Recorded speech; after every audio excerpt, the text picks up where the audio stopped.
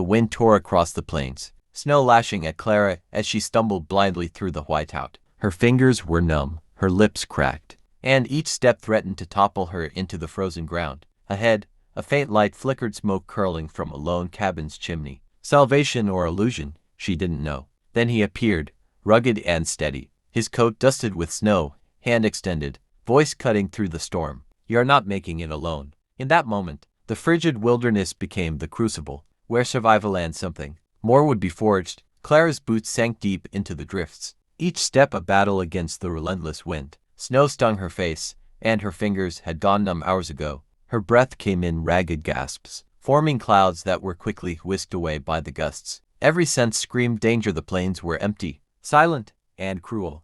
Yet she pressed on, driven by the faint hope of shelter. Through the white blur, a dark shape emerged, a cabin, sturdy against the elements, smoke curling from its chimney. Relief surged, mingled with fear. Strangers on the frontier were rarely kind, but exhaustion left her no choice. She stumbled forward, teeth chattering, muscles trembling, until a broad figure blocked the door. "Hold on," the man said, his voice steady, cutting through the howl of the storm. He extended a gloved hand. "Come inside before the cold takes more than your strength." Clara hesitated, shivering violently. Trust did not come easily, especially to someone alone in the wilderness, but the warmth behind his eyes, and the small glow from the cabin, was impossible to resist. Inside, the fire crackled, casting a golden glow over the small room. Clara sank to the floor, hands pressed over her face, feeling the heat seep into her frozen limbs. The man knelt beside her, producing a rough cloth and offering a sip of water. "Silas," he said simply,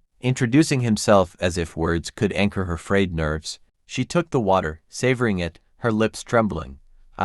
I thought I'd freeze out there," she admitted, voice breaking. Silas nodded, eyes scanning the small room for hazards. "The storm doesn't forgive mistakes," he said, matter of fact. "You're lucky to have made it here." The room smelled of wood smoke and hay, simple and clean, yet safe. Clara allowed herself to sink deeper into the warmth, realizing how fragile survival could be and how it demanded not just endurance but the willingness to accept help. Through the window, the storm raged on, relentless and merciless. Inside, Clara felt the first flicker of hope. Survival was still uncertain, but for the first time in hours, she was no longer entirely alone. Clara's body trembled, not just from cold but from exhaustion. She watched Silas move around the cabin with quiet efficiency, stacking firewood, checking the windows against the storm, and ensuring the animals tethered outside were secure. There was a rhythm to his movements, practiced and calm, and it steadied her nerves. I don't even know how I got so lost," she admitted,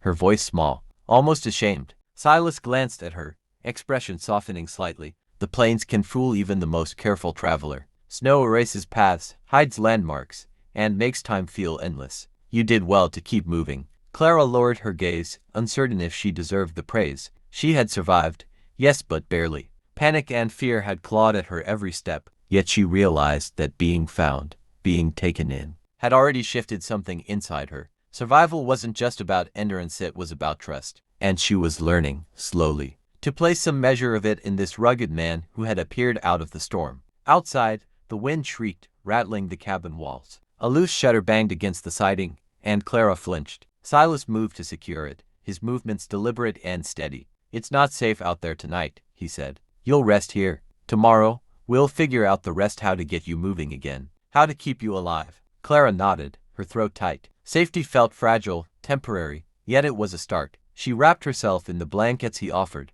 allowing the warmth to seep in, soaking through her chilled bones.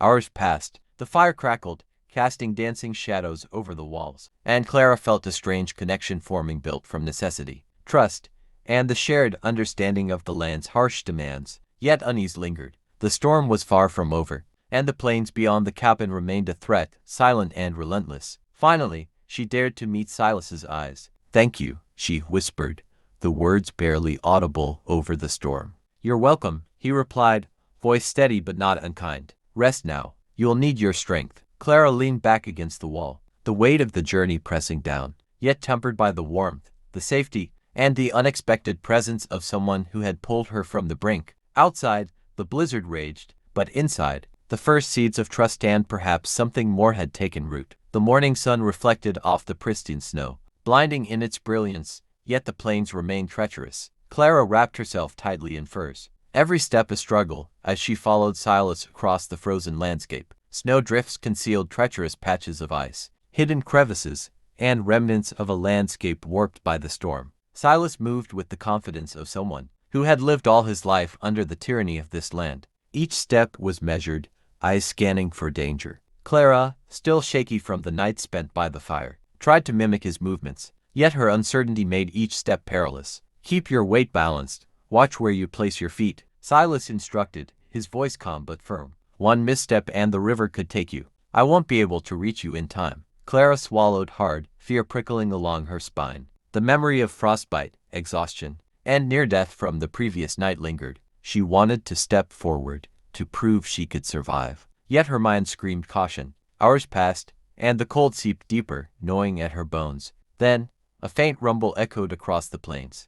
The sound of ice cracking under a hidden weight. Clara froze. Silas turned swiftly, scanning the ground. "The ice is thinner here," he warned. "We need to move carefully and stay together." They navigated the hidden hazards with tense focus, breaths visible in the frigid air. Clara's muscles ached, her fingers stiffened, but determination surged alongside fear. Each cautious step reinforced her growing confidence, though she knew the plains would allow no mistakes. Suddenly, movement in the distance caught their eyes. Figures on horseback, fast-moving, scanning the horizon. Bandits or scavengers, opportunistic and dangerous, were approaching. Silas's hand rested on his holster. "Stay close," he instructed. "We're not out of danger yet." Clara's pulse quickened. This wasn't just a test of survival against the snow, it was a confrontation with human threats as well. A lesson in trust, courage, and the brutal realities of the West. The riders drew closer, dust and snow kicking up under their horses' hooves. Clara's heart raced, her breath coming in ragged puffs, but she mirrored Silas's calm, keeping close to him as they moved toward a ridge that offered some cover. Every instinct screamed caution, yet she knew hesitation could be fatal. Silas scanned the approaching men, noting their weapons and rough gear. "They're looking for easy prey," he said quietly. "We're not it. Keep your head down and follow my lead." Clara's fingers tightened around the straps of her pack, knuckles white. Fear clawed at her, but there was something steadier. Beneath it, a growing sense of courage, born from survival. She had been tested by the storm, by exhaustion, and now by danger of a different kind. The bandits shouted, spurs jingling, urging their horses forward. Silas moved with precise control, guiding Clara along a narrow path between the snowdrifts. "Step where I step," he instructed. "Don't make a sound." Her foot slipped once, snow cascading around her. Silas's hand shot out instinctively, gripping her arm and steadying her. "Careful," he murmured. Their eyes met for a fraction of a second, and Clara felt the unspoken bond between them, trust forged in shared danger, growing stronger with every heartbeat. The bandits paused at the ridge, shouting threats and warnings, but Silas didn't hesitate. He raised his voice, calm and commanding. "Leave now. There's nothing for you here." The tension stretched, seconds feeling like hours. Then, reluctantly, the men retreated, unwilling to challenge a man who refused to be intimidated. Clara exhaled, the weight of relief crashing over her. They continued onward, every sense alert, yet the immediate danger passed. Clara glanced at Silas, seeing not just the rugged rancher, but the man who had pulled her from the brink of death, who trusted her enough to let her act, even under threat. Her chest heaved, exhaustion mingling with exhilaration. I think I can do this," she admitted softly. Silas gave a small, approving nod. "You can, but the West doesn't wait for confidence alone. You'll need more than courage. You'll need judgment, patience, and trust. And sometimes, the choices you make will weigh heavier than the snow outside." As they approached the safety of a sheltered valley,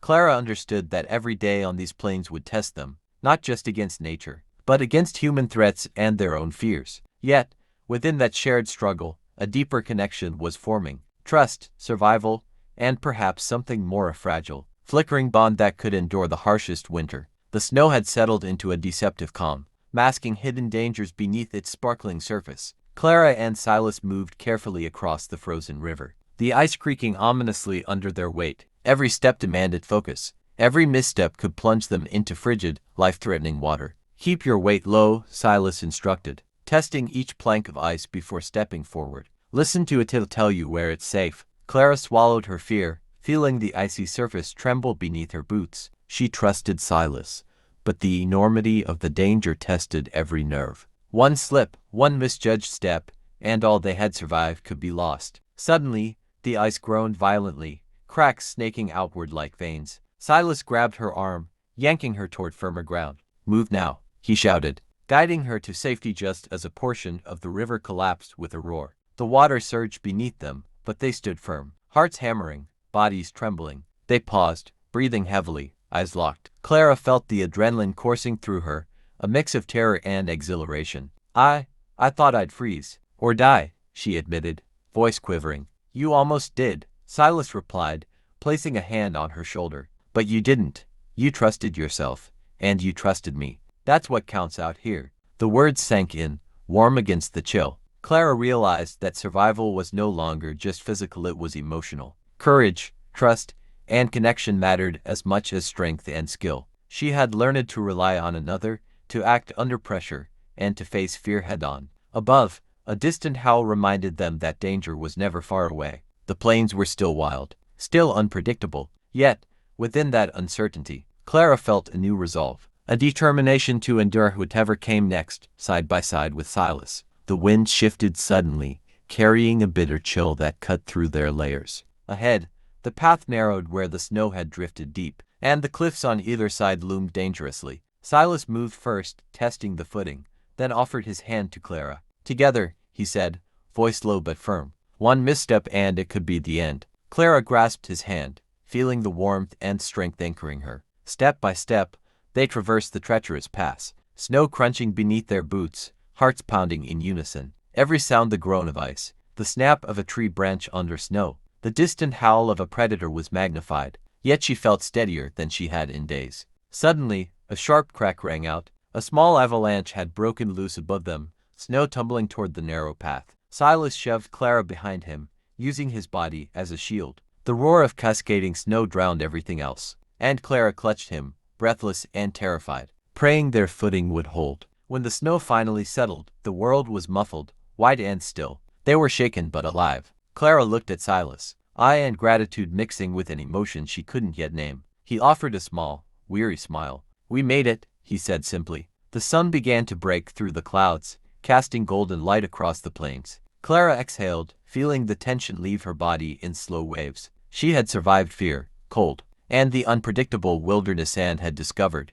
courage she hadn't known she possessed. Silas studied her with an intensity that made her pulse quicken. "You've changed," he said quietly, "not just because you survived, but because you chose to face it all, instead of hiding. That's what the West demands, and that's what you gave it." Clara's lips curved in a faint smile, warmth spreading through her chest. The plains remained wild and unforgiving, but she no longer felt alone. Together, they had confronted the elements and themselves, forging a bond rooted in trust, respect, and something deeper, an unspoken promise that, no matter what the wilderness threw at them next, they would face it side by side. As they moved down the pass toward safety, the wind softened, the sun glinting off the snow like a blessing. Clara inhaled the crisp air, feeling alive, capable, and, unexpectedly, open to the possibility that survival had led her to something more than life itself.